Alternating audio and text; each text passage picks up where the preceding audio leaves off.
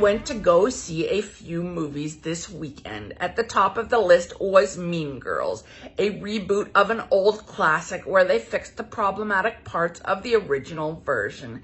A few actors reprised their original roles, and there was even a cameo I think you might enjoy.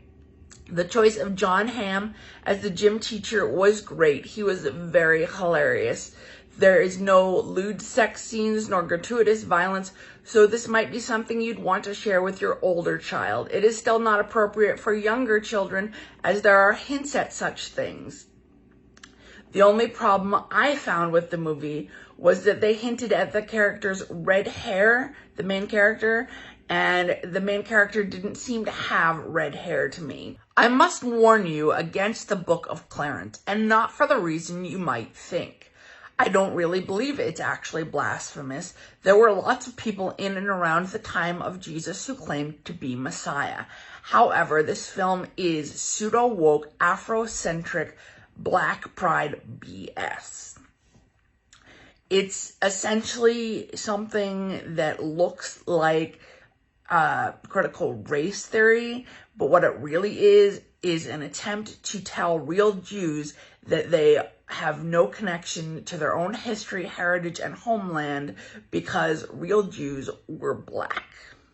This is not true, and it is anti-Semitic, and that's why I would recommend boycotting the film. However, it was an interesting spin-off of the story, and they did seem to make fun of themselves a little bit by showing a scroll of someone who looked like a pharaoh. So they were aware of this Afro-centric element of the film. There obviously were some black and African-looking Jews at the time of Jesus, but it was nowhere to the extent of what the Book of Clarence represents.